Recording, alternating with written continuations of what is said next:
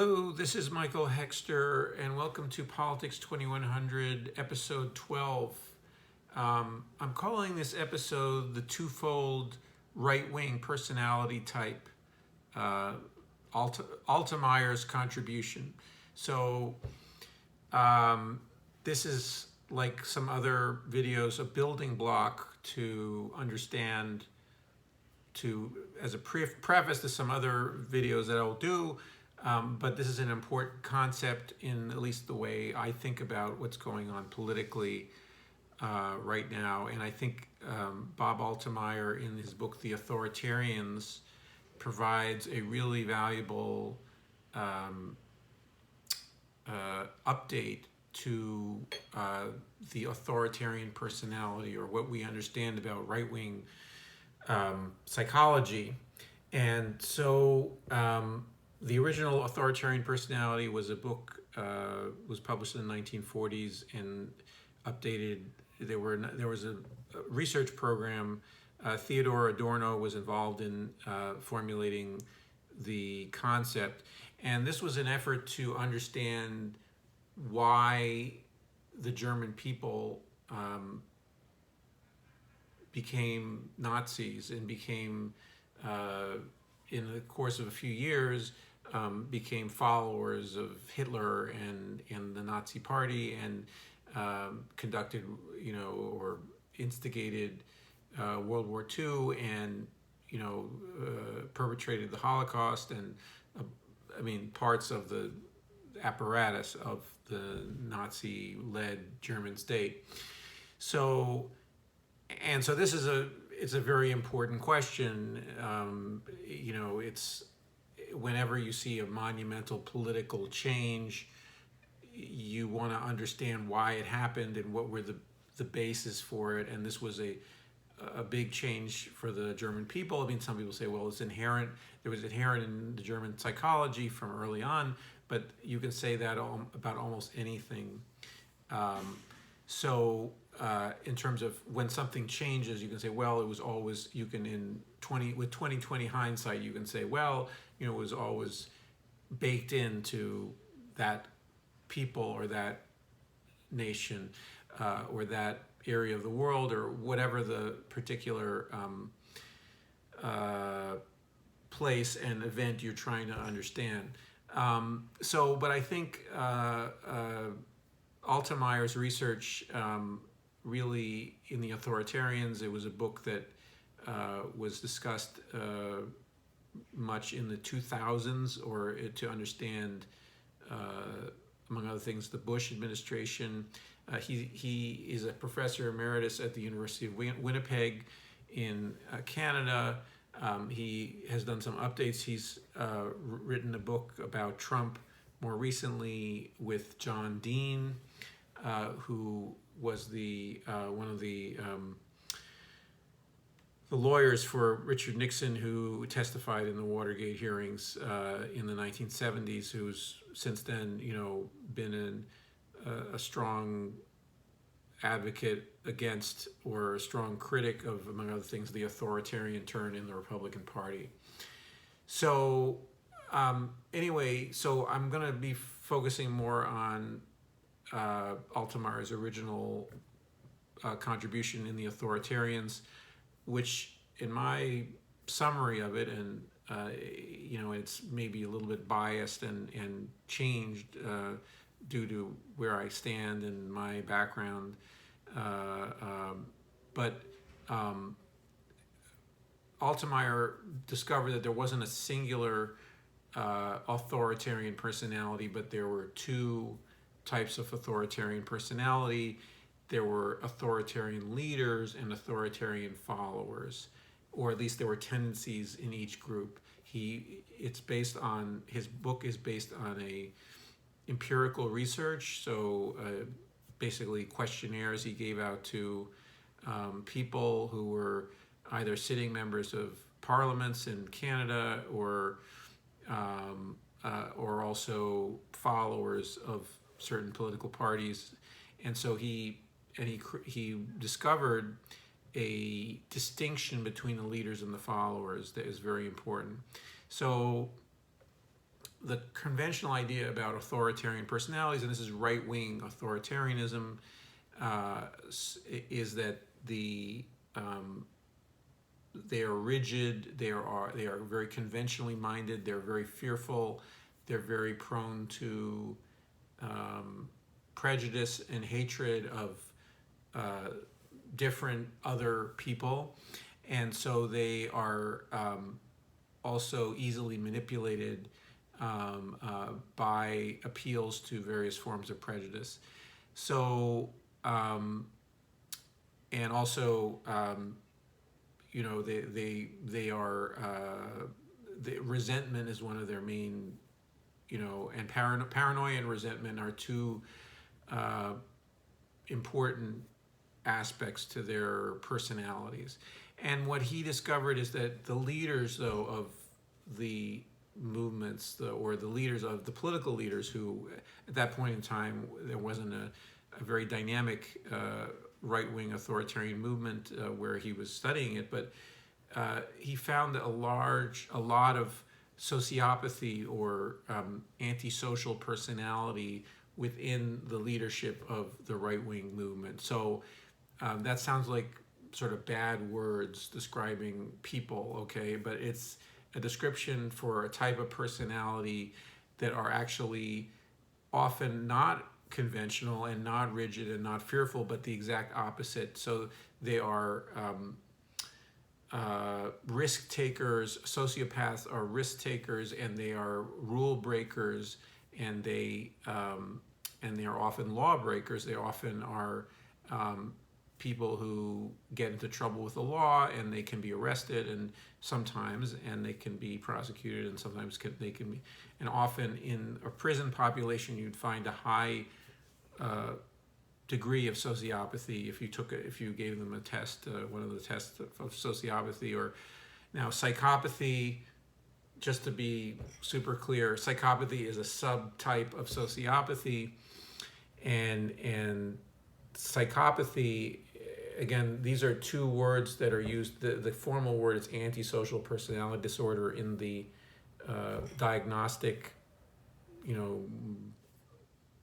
manuals that are currently used in mental health settings.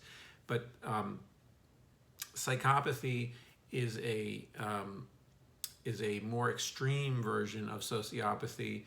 Now, in sociopathy, it's thought that the person either has a weak conscience or they just don't know better necessarily. Or they could. It's a possibility that someone could grow up in a criminal milieu, okay, and they could learn how to, in other words, they learn how to steal cars or something as a way to make a living, or they learn from their older siblings or even from their parents.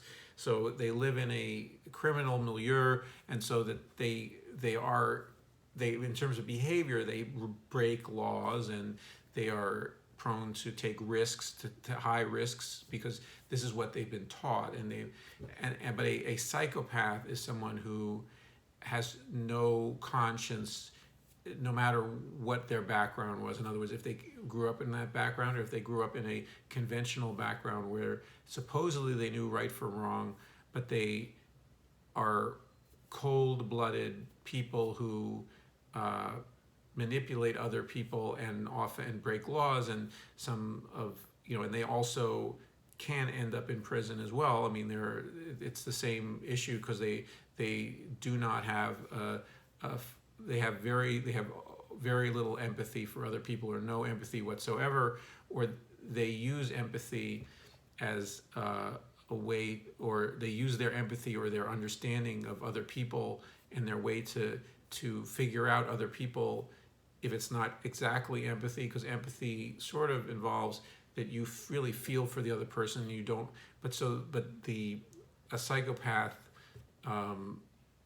often, at least some of the more intelligent ones, are people who have constructed in their mind a model of other people that is realistic enough for them to take advantage of other people, and that is quite a good description of Donald Trump and his use of other people. And I mean, there are other ways you can describe him.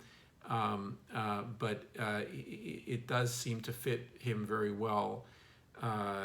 He does seem to have almost no empathy for other people, but he does have an insight into other people's psychology to some degree, and especially the psychology of the people who he preys upon.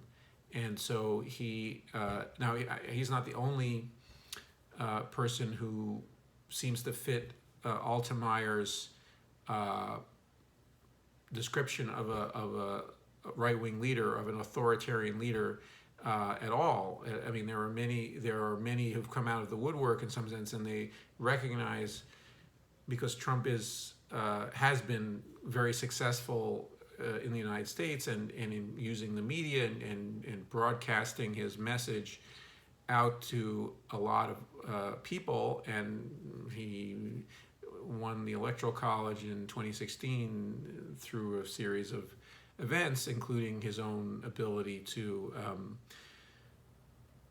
manipulate others and to speak to others and to motivate others to like him, and others obviously to hate him. There's also the other side of it as well. But anyway, so I think it's beyond the personality, the particulars of Donald Trump, and people can get very, very focused on him, and it's important to keep an eye on him and to understand his modus operandi, and also his particular talents and his particular position in our current culture, and not just the culture, but in our politics, and to be aware of it. This idea of these two different groups within the right-wing movement is very descriptive. I mean, you have people like Matt Gaetz, or you just have a long list of very highly placed or fairly successful politicians in the current, basically now neo-fascist Republican Party, who seem to be very comfortable breaking laws, and they have some of them have a background in actually breaking laws, and some of them are now not everyone in the party, and not every political leader of the Republican Party is of this description, but we've seen. This is why I wrote the piece, that I referenced in episode, I think it was episode 2, where I called the party kind of a gangster party, and it acts like a sort of like the mafia or the gang, where Trump is the godfather, and the functionaries are running around trying to the consigliere, whatever you want to call them, the gangster, the gang members are trying to please and the gang leader, even though some of them are critical of him in some ways in private, or they don't necessarily believe in him. They're not necessarily true believers in the cult. But they're all these manipulators, these people. So if you can imagine, it makes intuitive sense in a way.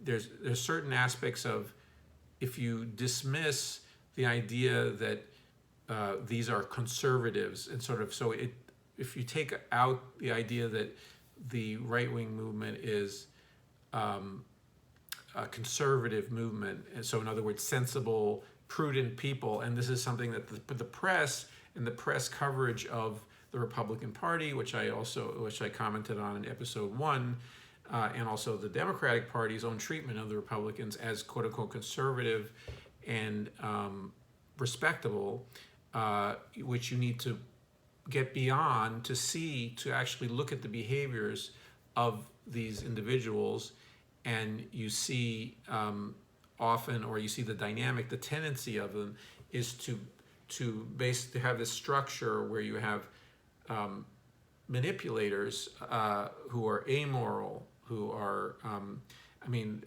if anything, I mean, you know, and kind of almost sometimes even disorganized in their thinking. They're like Donald Trump is extremely disorganized in the way he thinks about the way he organizes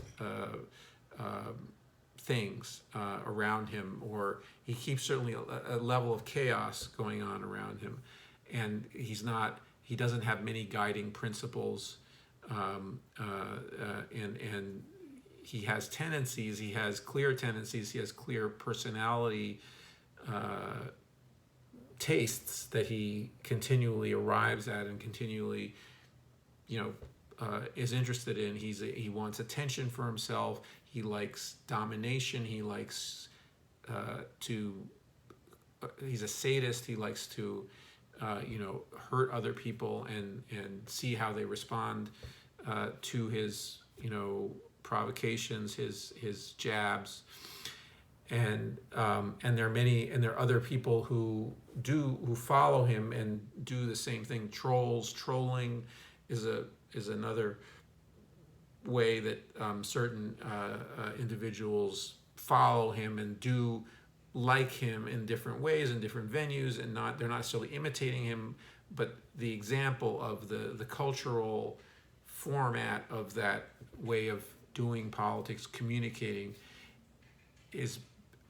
was certainly intensified by the success of Trump in the Republican Party. But anyway, so even if you take away that personality, that the history of that particular man, you can see in an authoritarian movement that these amoral people who, and also by the way, lying is a huge part of sociopathy and psychopathy. So they are pathological liars. You know, words are not,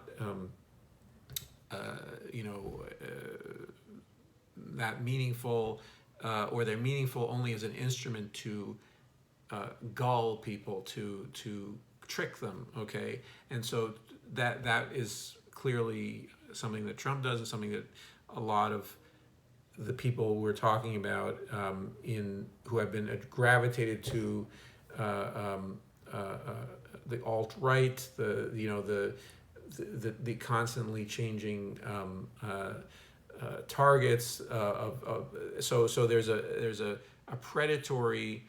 So these leaders who are largely amoral are preying on people who are fearful, who are tendency toward paranoia, who are not very educated, and also some of them are really not very intelligent. They're not, at least in terms of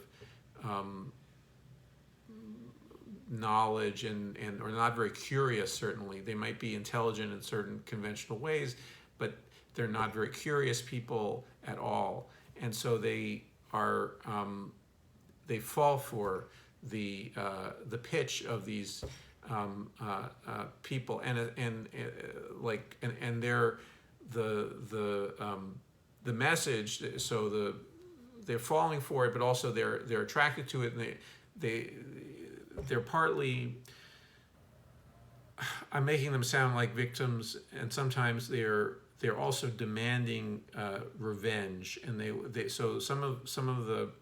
want revenge, and these leaders are trying to offer them either the image, the perception of revenge, or they're actually trying to enact the revenge that they want. And so the revenge for slights, for status anxiety that they have, for racial ideas that they have, that they're superior to people who don't look like them, and that they've been defrauded of their status in the world, and so they want, or they think that all of the bad in the world, and so they start to. This video is a preface to another video that I want to do, soon, another episode that focuses on a very particular aspect of the right wing. But I just wanted to lay the groundwork here for understanding, the basis of, some of the ideas that I'm going to present that are going to be more practical. And but I think this is a good kind of overview, or this might be a good overview of what I think the contributions of Altemeyer have been, at least in his earlier work. And so if you thought this was an interesting video, I'm going to put in the description box, links to his work. And but if you thought this was an interesting video, let me know. If you have any comments, please comment. Please like and subscribe. And I'll see you in the next video.